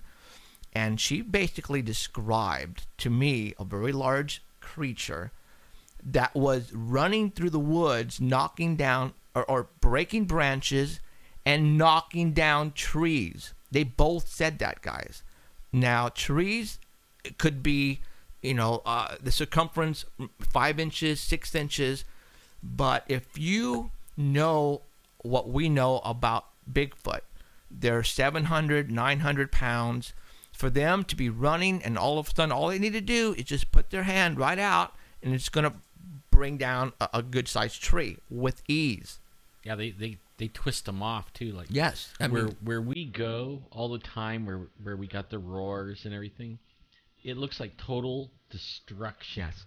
I mean, you could go anywhere in the woods and it's forest and everything, and there's a few trees down.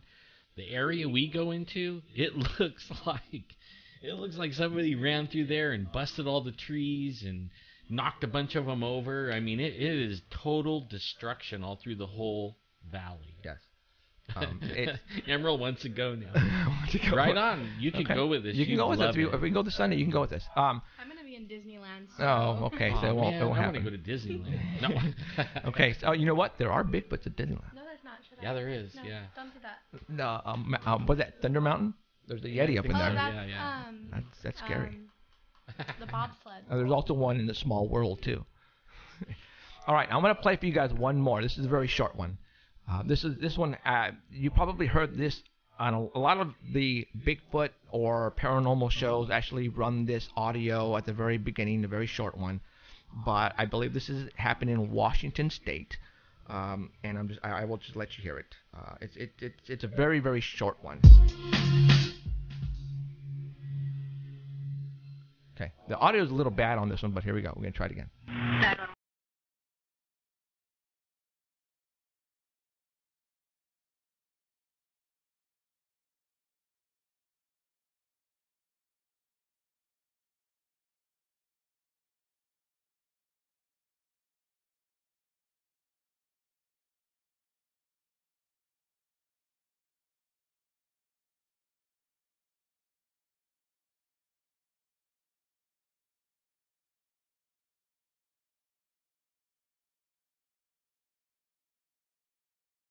Anything. I don't want to go outside.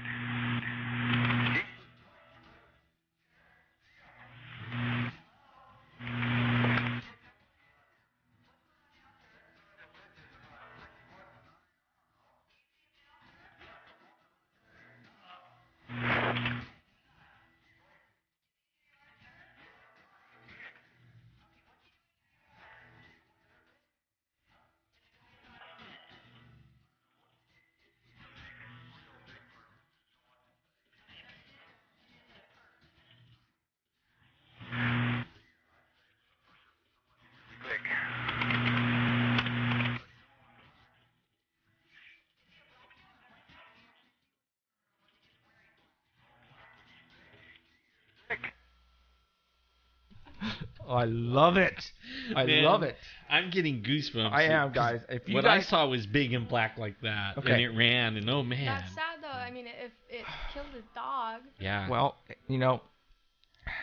right now, my daughter lives in the foothills just east of Fresno, and their dog had puppies. They've already lost 7 puppies to something coming in the night. Oh.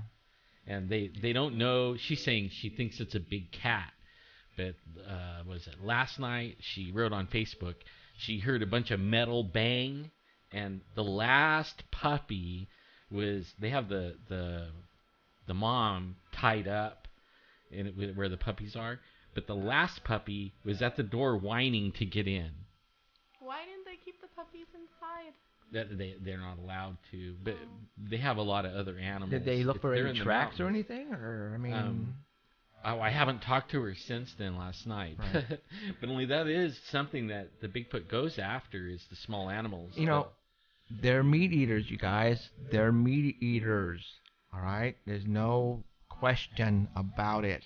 All right? Bigfoot's that size, that muscle tone, that don't live off of vegetables and produce alone. They don't. No. Okay. They're not rabbits. No. All right. Yeah, exactly. So, I wanted to play this for you guys. you guys really need, for those who don't believe in Bigfoot, stop. All right? There's something out there. There is something out there. I guarantee it. All right? Now, there is so much going out there when you're in your home. There is so much more that's going out there that you will never know, and we will never know either, and probably until we die. But, there are, at our house at nighttime, sometimes all of the dogs will start barking and barking and and they will not shut up. They will not shut up. We live in the Sunnyside area, and our backyard is a railroad tracks that once in a while the train will go by in a long time, once every couple days, but we have actually heard packs of coyotes running. Literally, it sounds like 10 or 20 of them together, just running and screaming. The scariest thing you will ever hear. That is scary sound. It is. But you got to understand, we live in Fresno, and all of a sudden we hear packs of coyotes running together, hollering. All right? Now, what I wanted to do is I wanted to show, I'm afraid if I do it, I'm going to lose you. But go to Google Earth. Type in Highway 151 and Loop 1604. That's where these two homeless people were camping out in these woods. And they said it ran towards the large water tower. Go to San Antonio, Texas, Earthlink, Google Earth, and Highway 151, 1604. Zoom in. You're not in the mountains. You are not in the mountains, okay, guys? You are in flatlands. Sure, there's a lot of wooded area, but you're not in the frickin' mountains. Yeah, like way off in the wilderness. You're not. You're not. And they don't all stay in the wilderness. That's something we've been finding out for the last couple of years. Exactly. It's interesting to know. Everybody always thinks you got to go off in the middle of nowhere to find them. And then here they are right in your backyard. The reason why, and you know what, this Bigfoot creature in San Antonio, Texas, has probably been living there forever. Right. And then all of a sudden didn't see these homeless people camping out in a tent. Or didn't care. It probably saw them and said, whoa, what are you guys doing here? And obviously picked up the deer and screamed and ran off. And that's what they saw, and it probably freaked out the Bigfoot because, like, damn it, this is my area, and all of a sudden you guys are here. So you guys have to understand, no matter where you live, there's some crazy stuff happening. And we're talking Bigfoot, UFOs, ghosts, all that is for real. All right? I'm going to say it right now again, all that is for real. And the reason why we can bring you this stuff is because people are bringing it to us. All right? It's as simple as that. They call, and then we go out to these people, and I'm sure everyone can tell if somebody's giving you a line of BS or not. Yes. You know what I mean? Yeah. But when you're standing there talking to somebody, and like the girl that told us the Bigfoot when it was out by Sanger. Mm-hmm. It's in a city, okay? There's no woods there in Academy and California Avenue for all those who know what we're talking about. No, there are no woods. Orange Grove and a canal on one side, and houses. Okay, houses on the other side of the canal. And that girl could barely stand there and talk to us. She was freaking. She wanted to go, she didn't even want to be there, really. We wanted to meet her there, and then we're telling her, hey, walk and show us where it is. She's like, really? Do I have to go over there? That girl, you could tell she saw something because she didn't even want to go with us. It was her friend, too. There was two people there in that car who saw that. So, yep. And what is telling us it's genuine, it's just because we can hear it in her voice, and the canal is another part of the story that coincides with all the other sightings as well. It all happens when there's a canal, a dry canal, that they use as transporting themselves from location to location. And I'm not talking swimming. This is, they walk. They're probably 7-8 foot tall, but if they're running and they're crouched down a little bit in this canal, which is probably 6 foot high, you're not going to see them. And this is happening at nighttime. Higher than that. It's probably 10 feet. 10 feet? Okay. Yeah. And you know, and this is happening at nighttime, guys. You know, at 12 o'clock, 1 o'clock, they're up running around, stealing animals from farmers who they think it's a coyote, who they think it's a bobcat or a mountain lion, and they dismiss it at that. You know, and then they go, son of a gun, you know, one of my chickens is gone, those damn coyotes. And that's what they think, and then they'll never think it's a Bigfoot ever in a million years. All right? And this is probably happening all over the United States. Farmers are losing animals. It is. It is. They're losing animals left and right. You know, little lambs, little sheep, you know, little small, probably little cows and dogs and cats, and they're all going disappearing. And they're thinking it's coyotes or wolves, and they leave it at that. Well, I mean, it's scary to think that it's anything but that. Yeah. Until you're like that one last 911 caller where the thing is like standing there looking at me like, you better get somebody out here right now. Oh my God, you know. Yeah, I mean, you know, he's looking out the window and he sees this thing and he's looking right at him. And this reminds me of the movie The Legend of Boggy Creek. You know, when the girls are by themselves in that one house, and she opens up the curtain and she sees this thing right on the outskirts of the grass looking right at her, and she freaks out because this large my God, that would, yeah, I would just, you know, the first time I listened to the one of the couple in the woods, I literally, like you said, I got goosebumps, and I got teary-eyed because that would scare me. That was terrified, and to only talk to this couple, and I could already see it in their eyes that, you know, they would, you know, it's going to happen again to us because, you know, we're constantly going up there, and I don't know how I'm going to handle it, you guys. I really don't. I know how I will, like I always do. I'll freeze. Yeah, because when you're in the presence of one, and you realize that the power, I mean, this thing's huge and powerful and big and strong, and it's standing there and it's like not real. You know what I mean? Like in your mind, you're like, oh my God, yes. What in the world? This is something that you see in the movies and in TV. This is not supposed to be real, guys. This isn't. Well, you freeze and you stand there and your eyes are watering and your skin is crawling and you actually really are ready to run. But you can't because you're frozen in fear and just sitting there. And you know, but when you go camping next time, take this as an audio and play it around the campfire, and that would be, I guarantee you're going to scare everybody. But keep your kids and your friends close by. That's all we're saying. All right, no matter where you go nowadays, only because of the, you know, the critters that are out there. You got bobcats and you got bears and all that kind of stuff. But I catch a lot of flack because I'm pretty open about that. About like paying attention to where you're at in the woods and being aware of what's around you and everything, because those things are so fast and they grab people, and you know, you always hear them say, how come, you know, every story I ever hear is they're just walk away from you or they run away, but only the people that that see it, dead men don't talk. There you go. That's the problem, is there isn't a lot of stories of that because they're not here to tell you about that. But if you research how many people go missing out there, you'll find out it's in the hundreds of thousands of people. Yeah.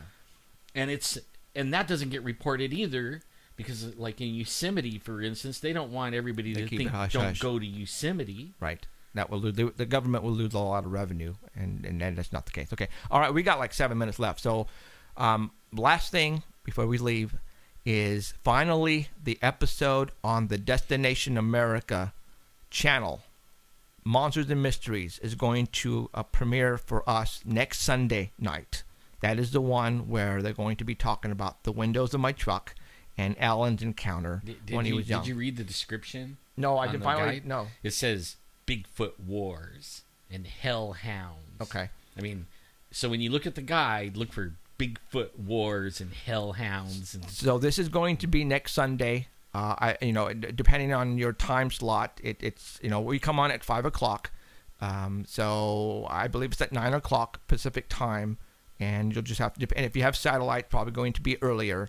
But what we're going to do is I'm going to contact Mickey Burrow, who is the law enforcement officer, who I called, and he came to my truck and took photographs, and he took the DNA sample.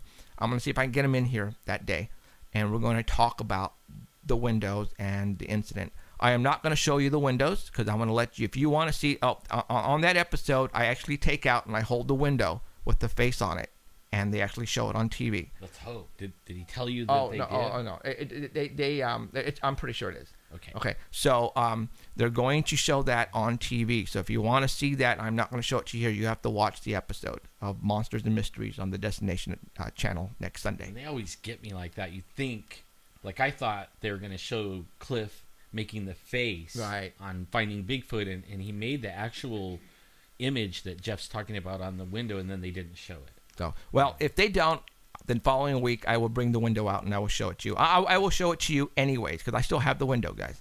So the week after, if it's only a short cut of the window, then next Sunday, I'm going to bring it in here and I'm going to really light it up and I'm going to show it to you guys. All right, and we're going to show you photographs and the whole 9 yards. We're going to do a recap of that day, and I will send artbell.com all of the photographs. Bigfoot, we're talking the windows, we're talking the fingerprints, we're talking everything. We're going to give it all on that day, and we're going to blow you guys away. A lot of people still think I don't have the windows. Bullcrap. I got them. All right? So next Sunday is going to be pretty exciting for us. We're getting closer now to the weekend that we're going to film the 5 episodes at the Crest Theater on March the 9th. Okay? I moved up the date, March the 9th, because it's a big deal, and I have to make sure everybody can make it, like the production company and the sound and all that. So it's March the 9th, and that is going to be at the Crest Theater. We're going to be giving away between 400 and 500 tickets. We are not charging, all right? So obviously we're going to give away a lot here, and we're going to give some to our friends and family, and we will let you know as soon as we get them printed up and the number sequence and all that. Then we'll let you guys know, when and where you can get them, and in that way you guys can be there. It's going to be on a Sunday. We're gonna shoot all 5 episodes all day Sunday. It's going to be in front of a live studio audience, which is you guys. It's going to be a fun time. We're going to have special guests. It's going to be just like if you're going to Jay Leno or Jimmy Kimmel. It's going to be a really cool setup. Possessed Tranquility is going to be there. They're going to be the house band. They're going to be performing live, obviously. They're going to be on the set right next to us, just like Paul Schaefer and David Letterman. We're going to be interacting, and we're going to have a good time. We're going to have fun, all right? And we want you guys to be part of, praise God, history, all right? Because I hope this is going to really take off for us, and somebody's going to come knocking on our door and buy the 5 episodes and continue wanting to buy more. And we have some pretty good guests lined up, too. Yeah, so, it's hopefully it's all going to come together, and it is. So far, it's all going to come together. It's all coming together, and I can't wait. So there you go. Next Sunday, obviously, it's the Destination America episode of the Bigfoot, and we're going to be in it. You think I got? I know we only got like a couple minutes, but I actually been holding on some video of them shooting you with the windows. I have it on my cell phone. That I was sitting there, and I can't take pictures of myself, obviously, and nobody else did. Maybe Mickey, I don't know. But only I did a lot of video of them, taping Jeff and some of the takes and stuff like that. And maybe we can show that next week. You think before the show actually airs? It'll be behind the scenes, little bits and pieces of it. Okay, yeah. Okay. I mean, you haven't even seen it. I've been holding it back because I know if I show it or so can you download it on your computer and have it saved? Oh yeah. Okay. I'll have it all ready to go. Okay, we'll do that next week, and we'll play some of it, and we won't give away a lot of the stuff that obviously we did, but we'll go from there. So, all right, guys. That is it for us today. I appreciate you guys showing up tonight and watching us at ParanormalCentral.net and ArtBell.com. Wherever you may be, I appreciate you being here. For Jeffrey Gonzalez and Alan Thomas, I want to thank you. And we'll see you next Sunday. I hope that you keep your eyes to the skies, and I really hope you witness something that you cannot explain. Good night, everyone.